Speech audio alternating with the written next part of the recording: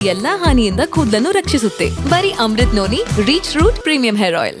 ದಕ್ಷಿಣ ಕನ್ನಡದ ಬೆಳ್ಳಾರೆ ಪ್ರವೀಣ್ ನೆಟ್ಟಾರು ಹತ್ಯೆ ಪ್ರಕರಣಕ್ಕೆ ಸಂಬಂಧಪಟ್ಟ ಹಾಗೆ ಹಾಸನ ಜಿಲ್ಲೆಯಲ್ಲಿ ಮೂವರನ್ನ ಎನ್ಐಎ ಅಧಿಕಾರಿಗಳು ವಶಕ್ಕೆ ಪಡೆದಿದ್ದಾರೆ. ದಕ್ಷಿಣ ಕನ್ನಡ ಜಿಲ್ಲೆ ಸುಳ್ಯ ಮೂಲದ ಮುಸ್ತಫಾ ಪೈಚಾರ್, ಕೊಡಗು ಜಿಲ್ಲೆ ಸೋಮವಾರಪೇಟೆಯ ಇಲಿಯಾಸ್ ಹಾಗೂ ಸಿರಾಜ್ನನ್ನ ಎನ್ಐಎ ಅಧಿಕಾರಿಗಳು ವಶಕ್ಕೆ ಪಡೆದಿದ್ದಾರೆ. ಸಕಲೇಶಪುರ ತಾಲೂಕಿನ ಆನೆಮಹಲ್ನಲ್ಲಿ ಎನ್ಐಎ ಅಧಿಕಾರಿಗಳು ವಶಕ್ಕೆ ಪಡೆದಿರೋದು ಈ ಮೂರು ಜನರನ್ನ. ಆನೆಮಹಲ್ನ ಸಿರಾಜ್ ಬಳಿ ಈ ಇಬ್ಬರು ಆರೋಪಿಗಳು ಕೆಲಸಕ್ಕೆ ಅಂತ ಸೇರ್ಕೊಂಡಿದ್ರು. ಮುಸ್ತಫಾ ಪೈಚಾರ್ ಹಾಗೂ ಇಲಿಯಾಸ್ ಕೆಲಸ ಮಾಡ್ತೀವಿ, ನಮ್ಗೆ ಕೆಲಸ ಕೊಡಿ ಅಂತ ಸೇರ್ಕೊಂಡಿದ್ರು. ಇನ್ನು ಆರೋಪಿಗೆ ಆಶ್ರಯ ಕೊಟ್ಟಿದ್ದಕ್ಕಾಗಿ ಸಿರಾಜ್ನನ್ನು ಕೂಡ ವಶಕ್ಕೆ ಪಡೆದಿದ್ದಾರೆ. ನೆಟ್ಟಾರು ಕೇಸ್ನಲ್ಲಿ ಈ ಆರೋಪಿ ಮುಸ್ತಫಾ ಪೈಚಾರ್ ಇವನು 4ನೇ ಆರೋಪಿಯಾಗಿದ್ದ. 2022 ಜುಲೈ 26ರಂದು ಪ್ರವೀಣ್ ನೆಟ್ಟಾರು ಹತ್ಯೆಯಾಗಿತ್ತು. ಅದಾದ ಬಳಿಕ ಇಡೀ ಕೇಸನ್ನ ಎನ್ಐಎಗೆ ಹಸ್ತಾಂತರ ಪಡಿಸಲಾಗಿತ್ತು. ಆರೋಪಿಗಳು ಯಾರು ಅಂತ ಬಂಧನ ಮಾತ್ರ ಇವತ್ತಿನವರೆಗೆ ಆಗಲಿಲ್ಲ.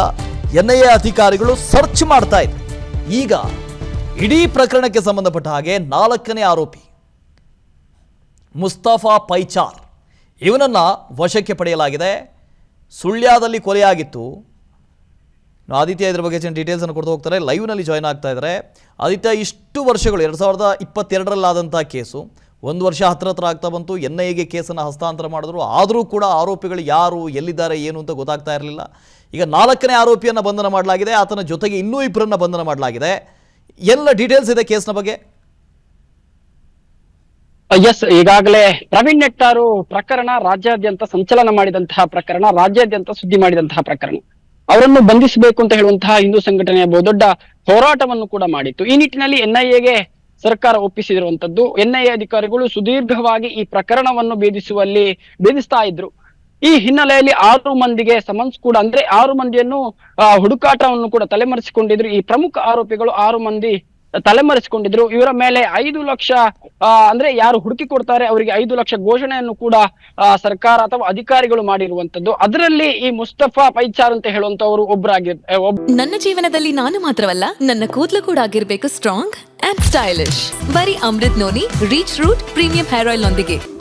Reach root premium hair oil ಒಬ್ಬರಾಗಿರುವಂತದ್ದು. ಈಗ ಇವರನ್ನು ಸಕಲೇಶಪುರದ ಆನೆಮಾಲ್ನಲ್ಲಿ ಇವರನ್ನು ಬಂಧಿಸಿರುವಂತದ್ದು ಎನ್ಐಎ ಅಧಿಕಾರಿಗಳು. ಈ ನಿಟ್ಟಿನಲ್ಲಿ ಇವರು A4 ಆರೋಪಿಯಾಗಿದ್ದಾರೆ. ಅಂದ್ರೆ 4ನೇ ಆರೋಪಿ ಪ್ರವೀಣ್ ನೆಟ್ಟಾರು ಪ್ರಕರಣದಲ್ಲಿ ಈತ 4ನೇ ಆರೋಪಿಯಾಗಿದ್ದಂತವನು. ಅವನ ಜೊತೆಗೆ ಸೋಮವಾರಪೇಟೆ ಮೂಲದ ಇಲಿಯಾಸ್ ಅನ್ನು ಕೂಡ ಬಂಧಿಸಿರುವಂತಹ ಹಾಗೂ ಅದರ ಜೊತೆಗೆ ಇವರಿಗೆ ಆಶ್ರಯವನ್ನು ನೀಡಿದಂತ, ಅಂದ್ರೆ ಕೆಲಸಕ್ಕೋಸ್ಕರ ಆಶ್ರಯವನ್ನು ನೀಡಿದಂತಹ ಸಿರಾಜ್ ಅವನನ್ನು ಕೂಡ ಬಂಧಿಸಿರುವಂತದ್ದು. ಮುಖ್ಯವಾಗಿ ಈ ಸಿರಾಜ್ ಎಂಬ ವ್ಯಕ್ತಿಗೆ 2 ಜನದ ಬಗ್ಗೆ ಹಿನ್ನೆಲೆ ಅಥವಾ ಅವರ ಬಗ್ಗೆ ಏನು ಮಾಹಿತಿ ಕೂಡ ಇರಲಿಲ್ಲ. ಆ ನಿಟ್ಟಿನಲ್ಲಿ ಇವರು ಕೆಲಸ ಕೇಳ್ಕೊಂಡು ಬಂದಂತಹ ಹಿನ್ನೆಲೆಯಲ್ಲಿ ಇವರಿಗೆ ಕೆಲಸ ಕೊಟ್ಟಿದ್ರು. ಈ ನಿಟ್ಟಿನಲ್ಲಿ ಆಶ್ರಯ ನೀಡಿದಂತಹ ಹಿನ್ನೆಲೆಯಲ್ಲಿ ಸಿರಾಜ್ ಅನ್ನು ಕೂಡ ಈಗ ಬಂಧಿಸಿರುವಂತದ್ದು.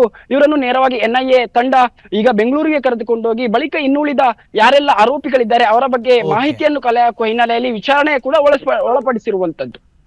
Okay, thank you Aditya. ಅನುಕ್ಷಣದ ಸುದ್ದಿಗಳಿಗಾಗಿ Vistara news YouTube channel subscribe ಮಾಡಿ. ಹೊಸ ಸುದ್ದಿಗಳ ನೋಟಿಫಿಕೇಶನ್ಗಾಗಿ ಬೆಲ್ ಐಕಾನ್ ಕ್ಲಿಕ್ ಮಾಡಿ. ಲೇಟೆಸ್ಟ್ ಅಪ್ಡೇಟ್ಸ್ಗಾಗಿ www.vistaranews.com ವೆಬ್ಸೈಟ್ಗೆ ವಿಸಿಟ್ ಮಾಡಿ.